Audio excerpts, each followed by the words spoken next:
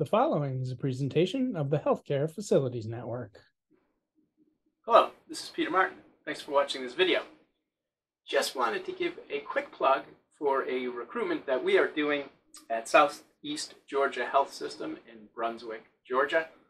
It is for a Director of Facilities Management, so if you are interested in the opportunity, you can click this QR code, send me an email, or at the conclusion of this video, we have a link to a video we did that describes the opportunity at Southeast Georgia Health System. So 2 ways to connect. Number 1, QR code. Number 2, watch the video link at the conclusion of this episode. As always, thank you for watching, and now on to the show.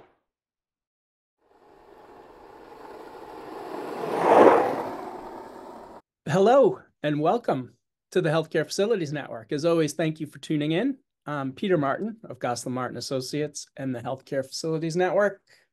And I am happy to introduce my guest today, Lotoya Beard. Lotoya, welcome. Thank you. Thank you. Hello. Hello. Lotoya is the Executive Director of Hospital Maintenance at the nation's 8th largest academic medical center. But Lotoya and I talked a few days ago on Zoom, and her Zoom background has changed dramatically. Lotoya, what is that picture, striking picture in the background there? Oh, this lovely picture here? Yes. This is of the city of Birmingham, Alabama. Nice. I really like what they call it, the golden hour of day. The golden hour of day. What is the golden hour of day? Is that when the sun's just about to go down? Yes. It's the best time to take photos, the best lighting. Is the sun going down better than the sun going up? Yes. It is. How come? Do you not? Well, I'm asking these questions like you're a photographer. Maybe you are. I don't know. In my spare time. No, no, I'm not. I just can tell just from execution. Excellent. Well, that works. That works well. As Lotoya alluded to, she has a ton of spare time as Executive Director of Hospital Maintenance. Lotoya is also the Region 4 Director for ASHE, not the Region 4 Director, the Region 4, what do you call it? You guys call Advisory Board member, yeah. Advisory Board member. So she probably wouldn't have a lot of time to do photography, but a very busy person, and I appreciate you making time to speak with me. Thank you. Thank you. Glad to be here. Lotoya, I know that, you're also a mom. You've got a lot going on. You started in your current role, though, about 10 years ago now. How did you find your way into healthcare facilities maintenance? Was it a conscious decision on your part, or how'd you end up where you are? Interestingly enough, my family's in healthcare. When I say my family, my husband, he's a physical therapist by trade, and he worked at this academic medical center, and there was an engineer position available. So I say about a couple of years before then, I just completed my electrical engineering degree, and I was led into program management. And because of the, benefits, educational benefits, pension benefits that my organization provides, it would have been a great opportunity not to overlook the Engineer 1 position that was available at that time. So that's how I applied. And ironically, I didn't get the job. Oh, okay. Did not get the job. I did very well in the interview. And my mentors at the time, Al Marati and Gary Scott, they saw potential in me, and they said, hey, we need her on the team. And they provided an opportunity for me to join a team and eventually become a permanent employee. Gary Scott, do you still talk to Gary? He's up at UVM. Gary, so I know Gary. I mean, Lotoya and I have obviously talked before, and I know Gary pretty well. I have not talked to him in a while. Have you talked to him recently? Not recently. It's typically through Zoom. Not Zoom, LinkedIn. Hey, how you doing? Congratulations, great stuff. Everything's going well. Yeah, I need to reach out to him more because I heard he's doing great things up there. He is, yeah. Up there is, for those of you who don't know, he's the VP up at University of Vermont Medical Center. Great guy. Yeah, and you know what? I got to reach out to him. So I guess I didn't realize that Gary was one of your mentors. So you came in to the organization while Gary was still there. Yes, yes, he was the engineering manager at the time. I was engineer one, and the way our organization was set up at that time, we had different engineering managers for different groups of the organization. One managed operations and maintenance, like day-to-day general maintenance, and a few of special services like pneumatic tube systems, CSS, but the bulk of it, kitchen services, food services, but the bulk of it was general maintenance. And then the other engineer manager covered a lot of the MEPs. Okay. But Gary was over, well, he did both roles. It depends on which one was vacant or not, but really focused on the general maintenance, regular operations, and maintenance piece. And he taught me a lot in regards to expectations of knowing the facility, what to learn in regards to like a list of, hey, you need to find out where every emergency disconnect is for any specific piece of equipment. You need to know where all generators are, where the ATS rooms, different things like that. He led me down that path of learning more about facilities management. So when you were getting your electrical engineering degree, you were getting your degree, you weren't necessarily thinking hospital career. Was there a path that you wanted to take, or did you just want to get the degree, then see what's out there? I just wanted to get the degree. I just wanted to finish school Yeah. and see what was out there. Honestly, I can't recall ever being told about healthcare facilities management as a student. You're not really thinking about healthcare facilities management per se as a career goal while you're in school. It was more programming, more Alabama Power is a big company here that a lot of people like to work for with the electrical engineering degree. Yeah, I can't recall anyone saying, "Oh, I work at this hospital or this healthcare facility, and it's a great industry." Yeah, I never no, recall anyone saying that. Yeah, so what did you think when you started? I mean, you're kind of coming in brand new, eyes wide open. You're at the 8th largest medical center, academic. What were your thoughts? Agreed. Eyes wide open. I mean, on my first badge photo, I still have it. My eyes are like so open and wide, excited for this opportunity. That's how everybody could tell I was new, because my eyes were wide open. Like, what do you want me to do next? What do I need to do next? Yeah. That time period, I don't want to use the word draining, but it was draining for a sense of learning so much in such a small amount of time. Like, every day I was going with the mechanics or technicians out there trying to learn, what do you do? How do you do it? And they were teaching me different things. And I was so appreciative of that. That's one thing I do appreciate about healthcare, facilities management, or just healthcare industry, period, in regards to facilities. All the teams I've worked with, all the people I've come across, they've been very welcoming and want to teach you what they know. Yeah. Even from the leadership perspective, I've worked for a lot of great leaders that want to tell me what they know and teach. They're not gatekeeping. They're like, hey, this is important. Keep this in mind when you think like this, when you do this, or when you respond like this, or when you're starting a new project or whatever initiative it is. They always want you to keep something in mind, some kind of 2 cents they've learned throughout the years. Yeah. But when I first, getting back to your question about learning day to day, I was drained every day I got home from work because I was learning so much as I said, such little time. This is Peter Martin. If you or your organization is interested in advertising or partnering with the Healthcare Facilities Network, including sponsoring content, then please email me using the barcode in the lower right of your screen. From the trades level to the vice president level, from planning, design, construction, project management, compliance, safety, and security, the Healthcare Facilities Network reaches FM people where FM people are. Now you had a good mentor in Gary, and it seems like people were trying to, teach you along the way. What else did you do? I mean, you were a busy person at that point. This is what, 10 years ago.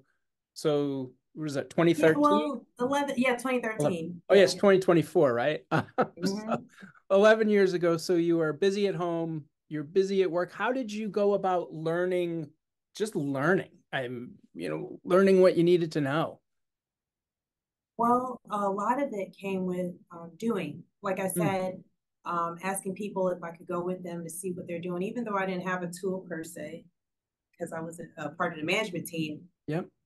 It still took a lot of doing or asking, hey, what can I do to help you? I would go get parts and just tools, different things needed to help tasks get done so I could learn what they are, where do they go, And I always ask questions. So that's one thing I think throughout my career that's helped me is asking questions. I do not feel like sharing with someone that you don't know something or you would like to learn more about something.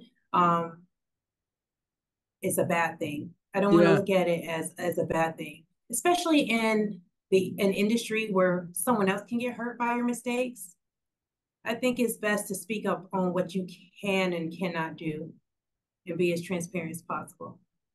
Have you always been that way? Meaning not afraid to ask questions if you didn't know? Because I remember, as soon as you said that, I placed myself back in like school, in our earliest days, fourth, fifth, sixth grade, sitting there, maybe not knowing what the teacher's saying, but just, I'm not going to say, you're not going to say anything because you don't want people to know that you don't know. Were you always that type of a person that if you didn't understand something, you'd raise your hand and ask the question?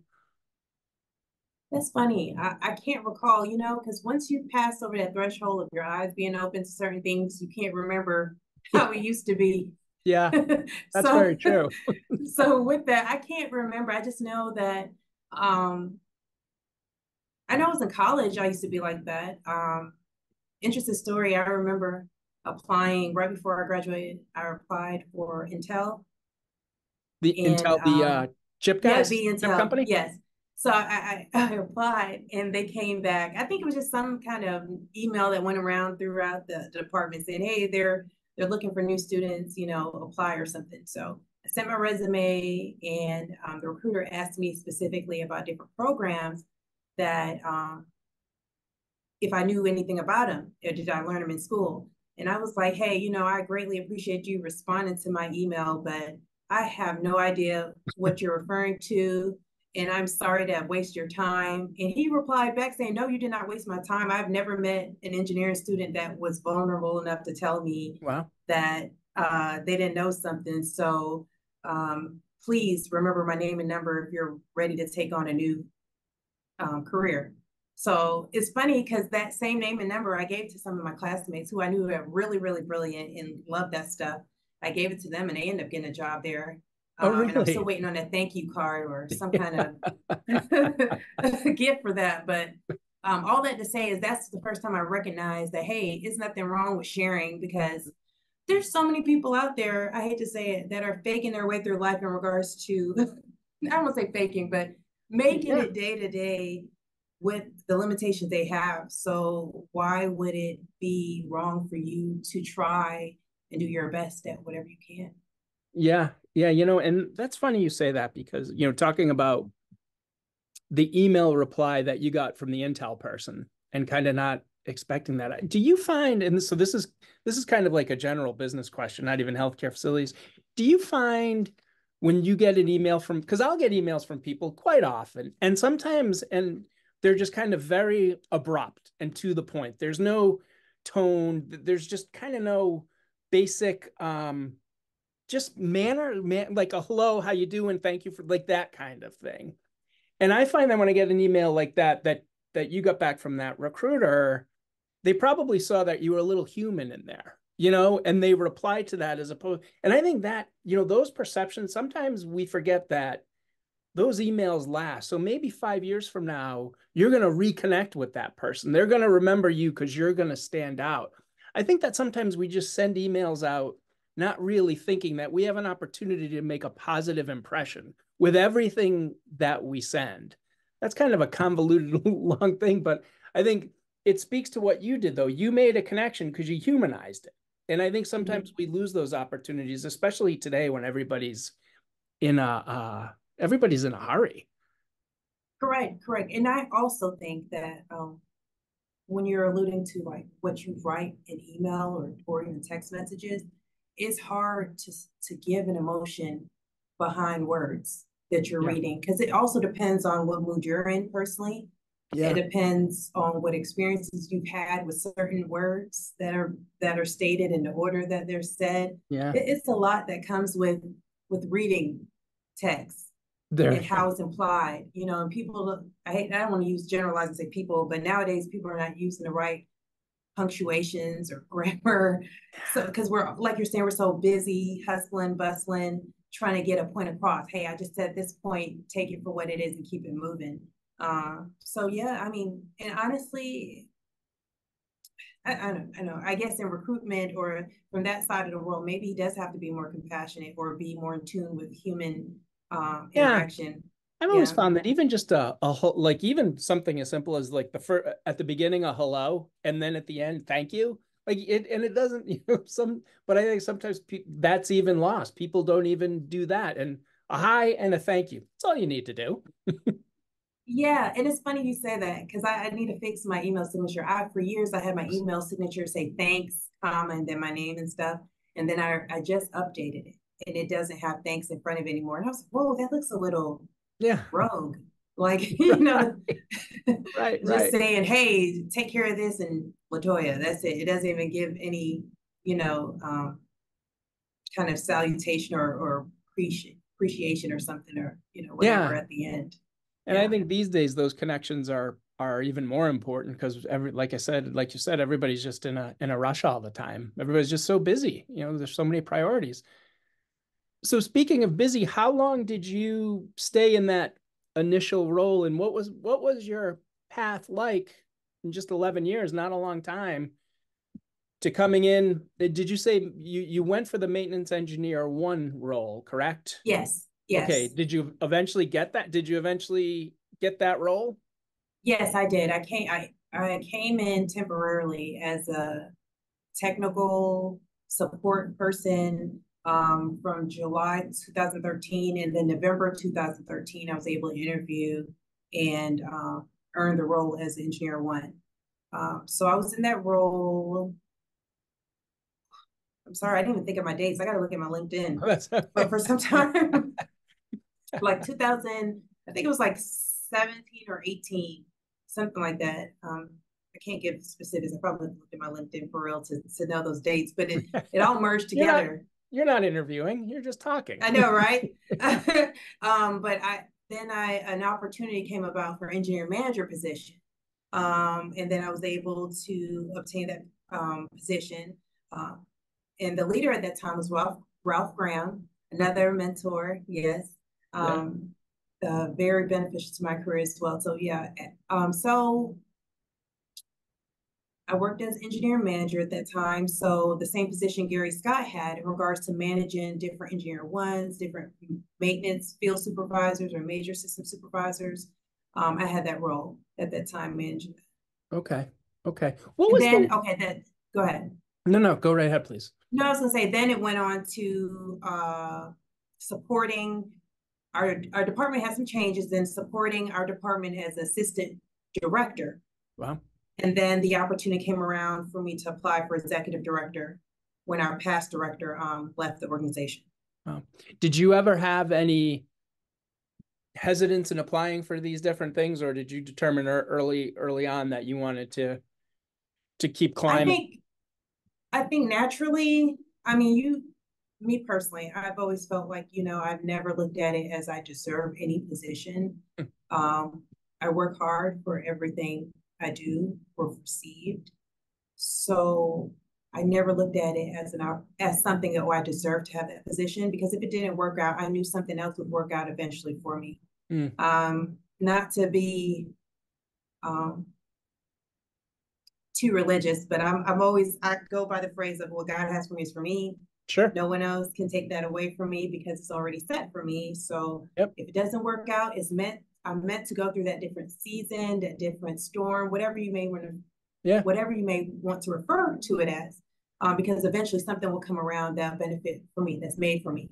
So that's just how I looked at it. If I didn't receive the opportunity, I just knew another time around something would come about. And our organization is so large, I would hope that I'll be able to be promoted eventually in some form or fashion.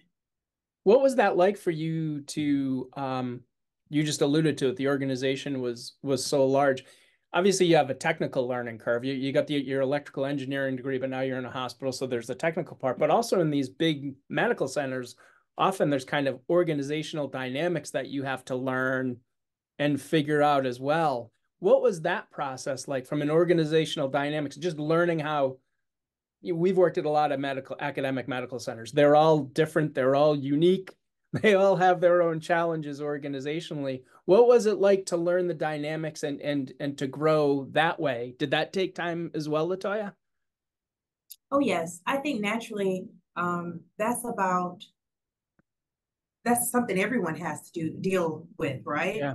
That is something that is a part of the role of evolving into a better or better leader, Mm-hmm. because all that involves, identifying the emotional intelligence you have to have and how you communicate or how you receive, how you adapt to different people, different leaders.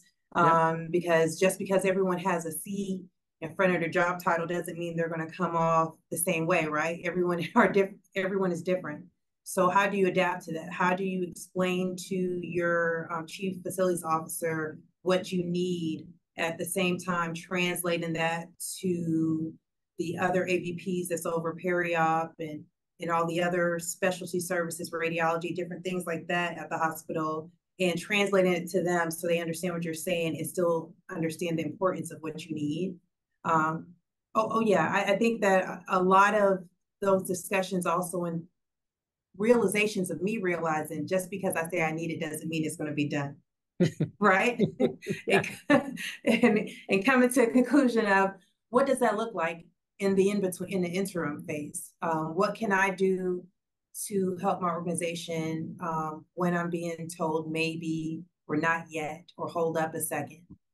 So that took a lot of growth and, as I said, evolving and just all about self-realization, reflection, a lot of self-reflection.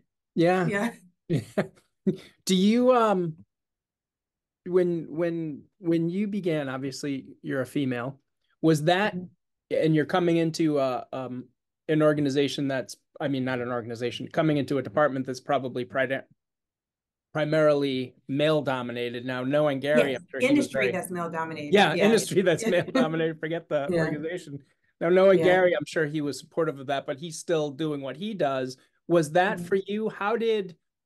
How were you received coming in from the outside, and what did you do? How did you kind of manage that? Coming in from the outside, being a female, male dominated field, what was that like for you? And was it difficult? Well, I think any new job is difficult, right? Yep. Trying to learn the ins and outs. The difficulty level or how you perceive it is basically how optimistic or pessimistic you are, per se, right? Yeah. Because I looked at it as an opportunity, something that obviously I didn't see other people like me around me. So I knew it was something challenging in itself. When I was growing up, I was not told about different opportunities outside of college that I could have obtained and made a very well made a very well life for myself, right? Yeah. There was nothing that I can recall that said, oh, you should go to trade school or you should do this as a alternate to college, but or alternative to college. But to answer your question about how did I deal with it, or how did I adjust, or what did I make? Was it hard? I say that now. Life is different on this side. It's still hard. Life is just different on this side because I didn't look at it as difficulties that deterred me or were going to stop my motivation. I looked at it as something like, I'm going to show them, I'm going to learn this, I'm going to do that, I'm going to know what I'm talking about next meeting I go to. Even if I did make a mistake, I try not to live in it because I'm like, hey, next time I'm do better. I'm gonna show that I improved, that I learned something. I'm going in another direction. I'm not just going to be someone you can talk over or intimidate or make feel less than. So I wanted to make sure any opportunity that I was able to present myself at, that I came off as an asset to the team, or even an ally to the members of the team. So I just worked hard to do that, to make sure everyone see that I'm helpful here. Yeah. You sound, and we've obviously talked before, but listening to you now, you sound like you are very you're very introspective. You're very reflective. Like you you think about that stuff and make changes accordingly if you need to. Are you introspective in your style and in your approach to these things? I would say yes, but I say that today because of the maturation process of life. I Yeah. mean, I can't say that in like my 20s per se, Right. because I do recall being so naive that I thought my way is right. I'm so prideful. I'm so, I worked hard for this answer, so I know this is the right way, not realizing the different routes of different paths to Yeah. get to the same answer per se. So it took some time. And then also I think a part of managing people is recognizing how different people operate, how they talk, how a lot of what they do and say is driven by the intent they have. Hmm. And if I look at that versus just looking at every word verbatim, what they're saying, just see what intent they have, it helps tell the story. It helps me get to the point, and it helps me understand what am I doing to show a different emotion or an intent I may have in Yeah. avoiding an intent I don't want to show I'm having, right? I want to show that I am, as I said before, like an ally, someone you can trust, a confidant, or a team member, whatever it may be in in that positive spectrum. So I try at working really hard to help others and come off as in, hey, I'm here to help you when you Yeah. need me. How big is your team, Lotoya? Our staff, I mean, just I'd say roughly, I was estimate about 150 Okay. Because that's what I was full-time going to say. employees. So you're at the eighth largest academic medical center in the country. You're executive director. You got a staff of 150. I'm sure you have meetings, more meetings than you can probably attend. How do you make that? Is it difficult to make that a priority? Because that's a lot of work, doing what you've just described relative to intent and knowing your staff. How do you make that a priority to do that? Well, you have to, because if you don't make your team your priority and how you respond, what team will you have? Yeah. Like, how can you not be respectful or be considerate that we're all humans, Mm-hmm. that we're all humans and that we're all going through life? I call this thing, it's a life, life is lifing. Life, what is that? Life is lifing? Life is lifing. Yeah. You're having life events because you're here. You're fortunate to be here. You're fortunate to have this moment. So, I don't think that makes me a softy per se, because I'm still hard. Like Yeah. I'm Yeah. still who I am. I'm very direct. It's just that I have to be, I want to give the grace that I hope someone will give me in regards to, maybe having a bad day, maybe you know, you never know what's going on with someone's life personally. Take it for surface value, and that's not the real them in that moment. But I think that's all a part being a leader. It's not, you would have to, right? And I think that a lot of leaders that don't get in tune with the emotional intelligence piece, um, they may have a history of, like, jumping around from organization to organization, because that process of rebuilding trust and getting to know your team when they know you for who you are, it doesn't work out. You have to go somewhere else, or you adapt or you get out, Yeah. kind of deal. Yeah. Yeah. So I would hope as any leader, you want to get in tune with how others operate and and be reflective of what you're doing or Mm-hmm. not doing. Yeah. Yeah. What are some of the what are some of the challenges and opportunities that you have both in your local market, but then also, and we can jump into it in a bit, from a national perspective, you're very active with ASHI, obviously Region 4. So what do you see as challenges and opportunities from your view as an executive director of a hospital, but then your national or your regional hat with ASHI?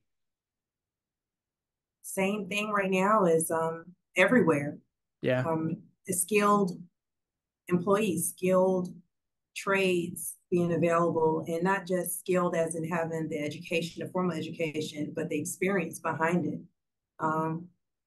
Or even just the common statement of somebody that wants to work I mean, I don't know where these people are right now, but they're not existing everywhere. It doesn't matter what industry you're in. It's Yeah. hard to go to a restaurant, hard to go to a hotel, hard to go to anywhere without running into issues of, oh, we're short staffed or we've changed our hours of operations to adapt to the employees we do have. Unfortunately, in healthcare, you can't adjust in this type of healthcare, you can't adjust your hours to say, oh, we're short staffed this time of year, so we just have to make time of the day. So we just have to make adjustments in how we divide our manpower throughout the organization to cover different shifts and what's not. But I think that's a big deal.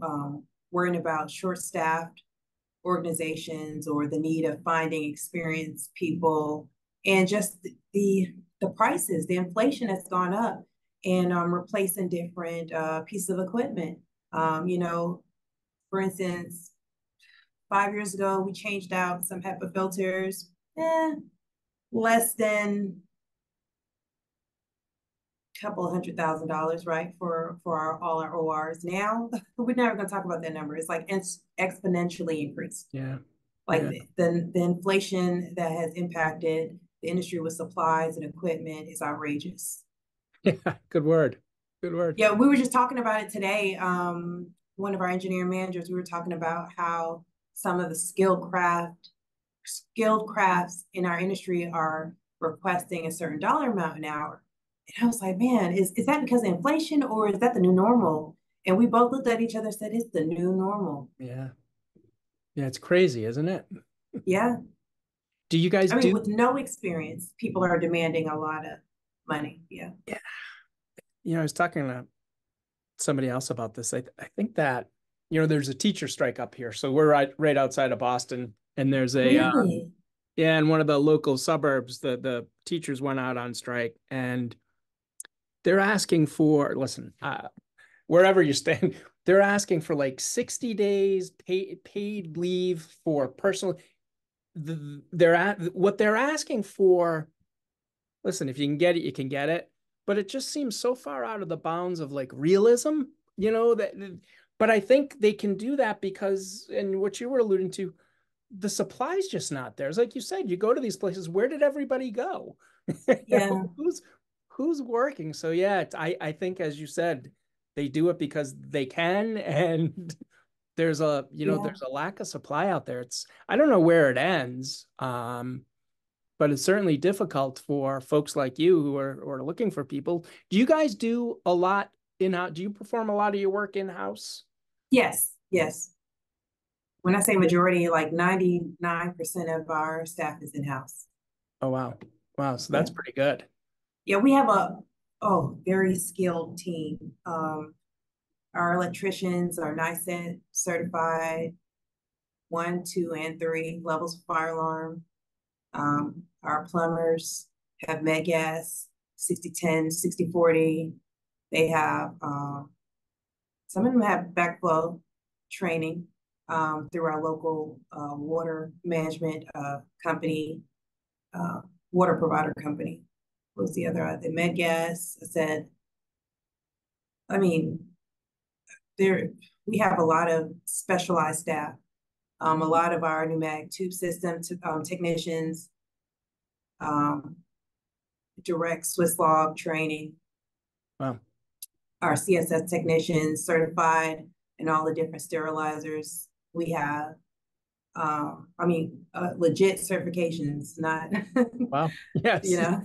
Yep. So you know, being at an academic medical institution also helps too, with them supporting the need for learning, right? Everyone understands that that's the gateway to so much success. Not that you necessarily have to have degrees or so on, but just wanting to learn and provide an opportunity for you to learn. That's the culture here. Yeah, that's a nice differentiator. So those opportunities are available to employees if they wanna utilize them. Yeah, especially if it's related to their job. Yeah, because that's something that you hear more and more. I mean, what are companies cutting? They're cutting those, you know, those academic stipends, those classes. And in this field where it's a constant evolution. I mean, the knowledge doesn't stay static. It's forever evolving. That's a real weakness. Yes. This concludes episode 1. Please return to the Healthcare Facilities Network in the near future to view episode 2. And as always, thank you for watching.